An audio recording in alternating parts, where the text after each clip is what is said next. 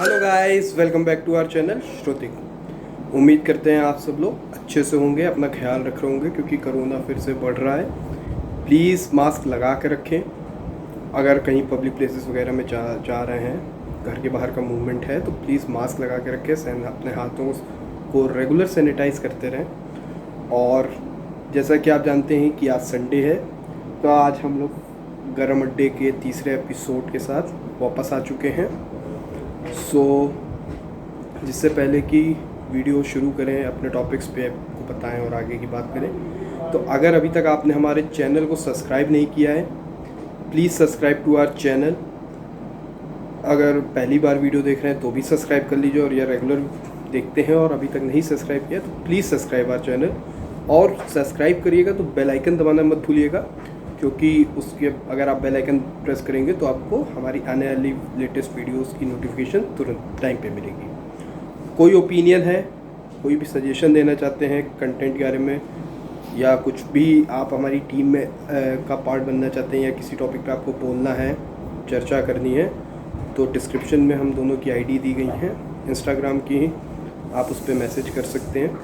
कुछ लोग को पेंटिंग्स का अगर शौक़ है ख़रीदने वगैरह का या देखने का, तो इंस्टाग्राम का हमारा पेज का हैंडल दिया गया है डिस्क्रिप्शन में ही, उस पर जाके आप ख़रीद सकते हैं। और आप जो भी पेंटिंग ख़रीदेंगे उसमें से 100 रुपीज़ आपकी तरफ से ऑर्फनेज को डोनेट किए जाएंगे। शायरी के भी पेज का लिंक डिस्क्रिप्शन बॉक्स में है।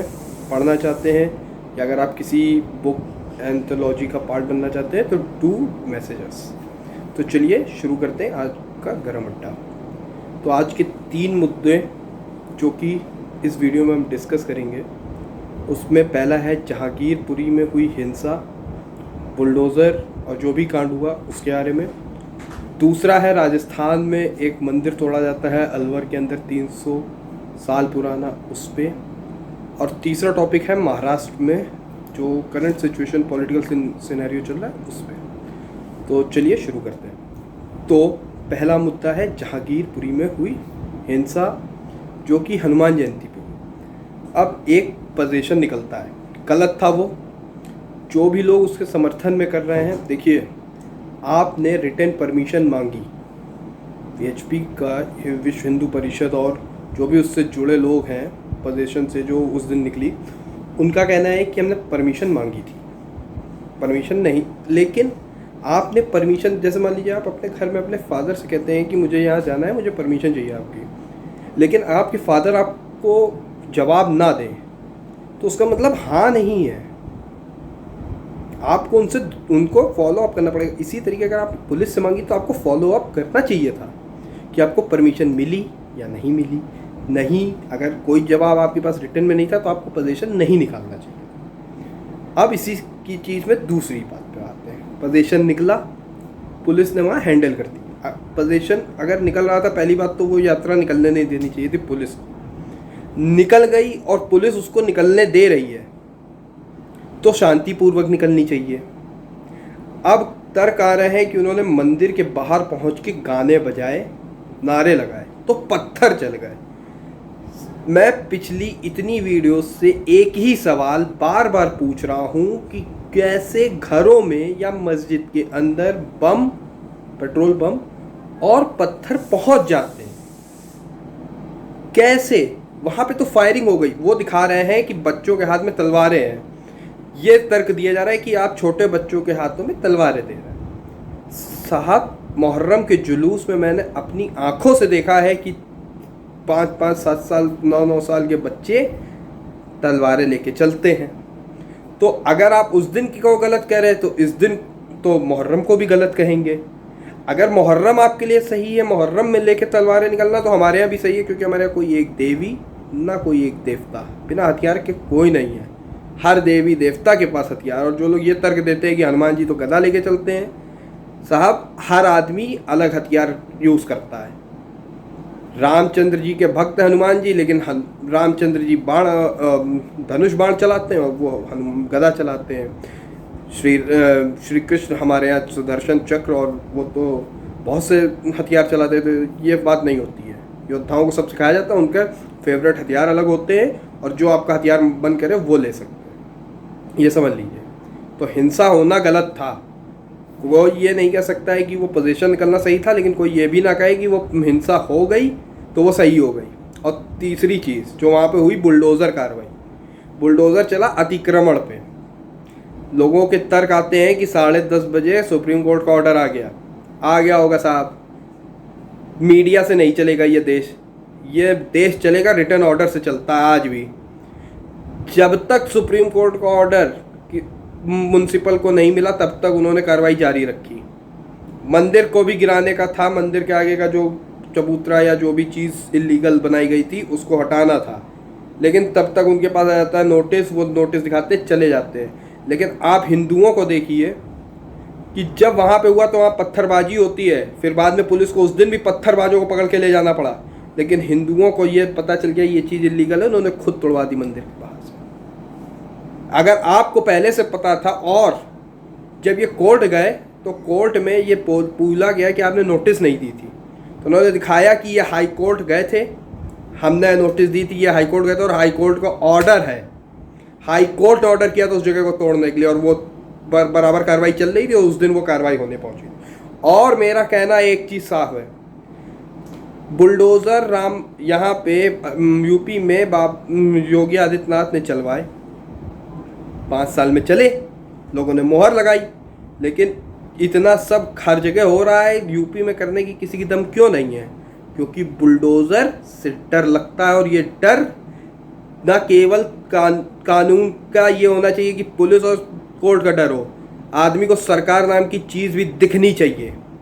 सरकार नाम की चीज़ नहीं दिखेगी तो कई आदमी डरेगा नहीं और आदमी निरंकुश हो जाएगा। सरकार हमने इसीलिए चुनी है कि कुछ करती दिखे, इसलिए नहीं कि बैठे बैठे हाथों में चूड़ियाँ पहन के बैठने के लिए। और जो महिलाएं अगर देख रही हो तो हाथों में चूड़ी पहनने मतलब ये ना समझें कि हम लड़कियों को कमज़ोर मानते हैं, ये एक मुहावरा इसलिए यूज़ किया। चलिए अब दूसरे टॉपिक पे चलते हैं। तो दूसरा टॉपिक है आज का, जैसे कि हमने बात की थी राजस्थान के अलवर। आप बयानों की ट्रेल देखेंगे, लोग कह रहे हैं कि अब मानते हैं वहाँ पे पिछले बहुत सालों से म्युनिसिपल पे इनका कब्जा है, बीजेपी का। उन्होंने कब्जा हटाने को भी कहा। अब आ जाते हैं, थोड़ा सा पीछे आइए, 2022 में इलेक्शन से पहले काशी कॉरिडोर का उद्घाटन, उसमें सैकड़ों मंदिर निकले, सैकड़ों मंदिर टूटे उस कॉरिडोर बनाने में, लेकिन वहाँ पे ऐसा कोई बवाल क्यों नहीं हुआ? क्योंकि हिंदू धर्म में जब कहीं पे मंदिर बनता है तो वहाँ प्राण प्रतिष्ठा होती है। लेकिन हमारे धर्म में ये इंतजाम है कि अगर मान लीजिए कि खुद ज़रूरत पड़ने पे भविष्य में उस मंदिर की वजह से कोई दिक्कत हो रही है, उस मंदिर को हटाना है, दूसरी जगह पे रिलोकेट करना है, तो उसके लिए एक पूजा कराई जाती है, फिर उसको मूर्ति को उठा के रख दिया जाता है अलग जगह, जहाँ पे ले जाना होता है मंदिर तोड़ दीजिए। अलवर में भी ये हो सकता था, म्युनिसिपल ने मान लीजिए प्रस्ताव पारित किया, 300 साल पुराना मंदिर था, हम और किसी बात पे नहीं जाते हैं, म्युनिसिपल ने कहा आपसे कि आप फोर्स दीजिए, लेकिन वहाँ पे जो लोग भी तोड़ने गए उन्होंने जूते पहन के मंदिर में घुसे, शिवलिंग को ड्रिल मशीन से काटा गया, मूर्तियों को तोड़ दिया गया। ये क्या दिखाता है? क्योंकि कहा गया था कि हिंदुओं पे भी चल सकता है, और कुछ उन्हीं के लोगों ने, कांग्रेसियों ही ने कहा था। क्या राहुल गांधी या गांधी परिवार को कोई सदस्य इस चीज़ पे बोला? नहीं। जहांगीरपुरी में कुछ होता है तो टीएमसी, कांग्रेस, आम आदमी पार्टी, हर कोई पहुंच जाता है, पर हिंदुओं के साथ होता है तो बीजेपी खड़ी दिखती है। फिर लोग कहते हैं कि बीजेपी हिंदुओं की ठेकेदार नहीं। तो ये सोचना उन लोगों को खुद है कि आप ठेकेदार स्वयं बना देते हैं। जब मंदिर में कुछ होता है तो कोई नहीं बोल पाता है। लोग कह रहे हैं कि अशोक गहलोत को पता नहीं था, इतनी बड़ी मीडिया में न्यूज़ आ गई, आज दिन तक गहलोत जी के कानों में खबर नहीं पहुंची क्या? तो क्या सरकार बहरी हो गई है? भगत सिंह वाला धमाका की ज़रूरत है, तभी सुनेगी कि जब हिंदू वहाँ पे आउटबस्ट हो जाए, वहाँ पे दंगा हो जाता, तब सुनेगी, तब वहाँ पे धारा 144 लगेगी, वहाँ पे तब कार्रवाई होगी, वहाँ पे फिर हिंदुओं ही के ऊपर कार्रवाई होगी जब हिंदू कंट्रोल से बाहर हो जाएगा। हिंदू नहीं आक्रामक होता है तो क्या उसकी सिधाई का कितना फ़ायदा उठाएंगे? एक आदमी अगर आपसे तमाचा खा रहा है तो इसका मतलब ये नहीं वो तमाचा मार नहीं सकता है, वो कुछ सोच के तमाचा नहीं मार रहा है।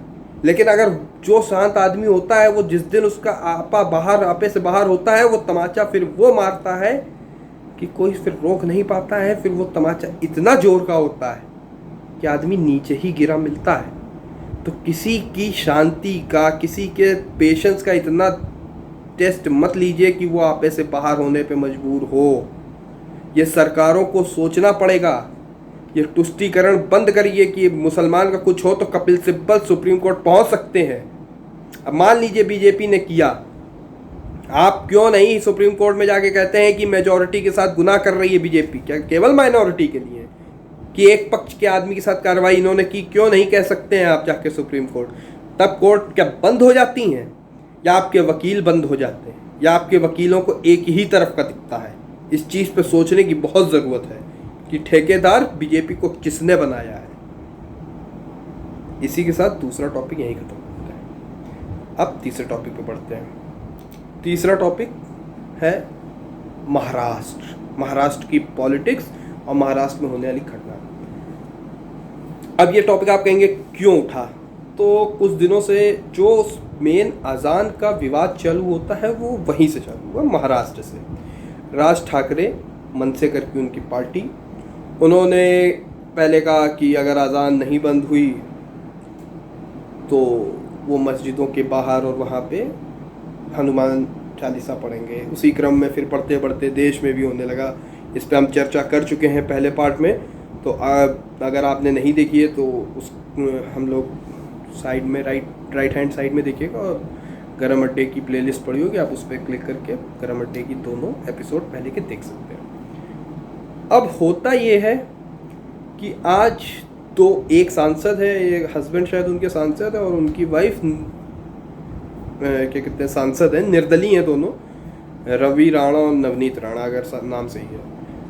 वो कहते हैं कि मातोश्री हिंदू सम्राट, हिंदू हृदय सम्राट श्री बाला साहब ठाकरे का घर, उसके बाद हनुमान चालीसा पढ़ेंगे और उनको पुलिस गिरफ्तार कर लेती है, और क्या क्या नहीं होता है वो आप अभी न्यूज़ में देख ही रहे होंगे। कल की बात है, सैटरडे की बात है। अब बताइए, हिंदू हृदय सम्राट ऐसे थे कि आतंकवादियों ने धमकी दी थी बाला साहब के समय में कि आतंकवादी हमला हो जाएगा, अगर कोई भी यहाँ पे आया अमरनाथ की यात्रा पे तो कोई जिंदा नहीं जा पाएगा। आतंकवादियों ने धमकी दी थी, और बाला साहब ठाकरे ने कह दिया था कि अगर किसी की दम है, अगर अमरनाथ यात्रा पे एक भी हमला हुआ तो 90% हज की जो फ़्लाइट्स आती हैं वो मुंबई से जाती हैं। उन्होंने कह दिया था कि एक भी हज की फ़्लाइट नहीं उड़ेगी। ये थे हिंदू हृदय सम्राट। केवल किसी का लड़का होने से कोई उसके काबिल नहीं बन जाता गद्दी की, ये सच्चाई है। राज ठाकरे अपने आप को उत्तराधिकारी इसलिए समझते हैं क्योंकि बाला साहब ठाकरे ने डिक्लेयर किया था, लेकिन बाला साहब ठाकरे ने केवल पुत्र उमा में डिक्लेयर किया था, इसलिए आपने पूरा बर्बाद कर दी अपनी राजनीति। बाला साहब ठाकरे ने शुरू की थी कि अगर रोडों पे नमाज पढ़ी जाएगी तो रोडों पे आरती शुरू होगी, उन्होंने शुरू की थी। उन्होंने दाऊद और सबको भगाया। आज आप क्या कर रहे हैं? आज उन्होंने कहा था जो कांग्रेस के साथ सरकार बनाएगा वो डैश होते हैं। शिवसेना ने सरकार बनाई, वो डैश की कैटेगरी में आते हैं या नहीं आते, ये आप कमेंट करके बताएंगे। मतलब साहब क्या चल रहा है इस देश में?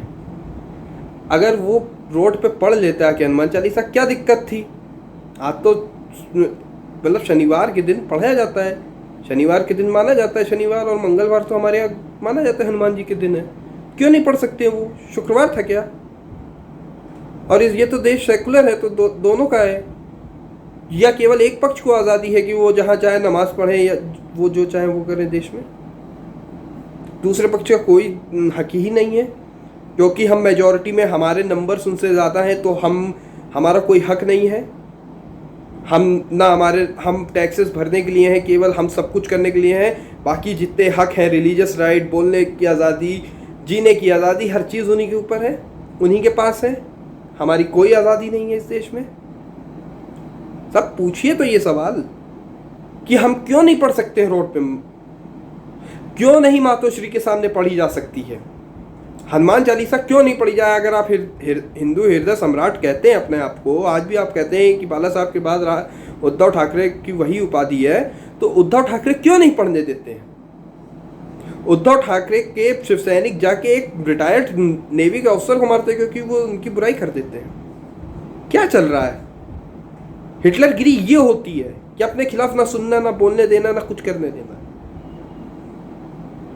क्या होती है हिटलरगिरी? हिटलरगिरी यही है। लोग नरेंद्र मोदी को कहते हैं, नरेंद्र मोदी के खिलाफ रोज शाम 5 बजे से आप 8-9 बजे तक देखिए प्राइम टाइम में कितनी डिबेट होती है, कितना कुछ बोला जाता है, उनके लिए कितना कुछ बोला गया है। चाय वाला, फलाना ढिमाका, मौत का सौदागर, ये वो। अगले ने कुछ बोला, अगले ने अपना काम से रिजल्ट बताया, वो नेता है। ये समझिए कि केवल दूसरे का मुंह चुप कराने से लोकतंत्र में काम नहीं चलता है।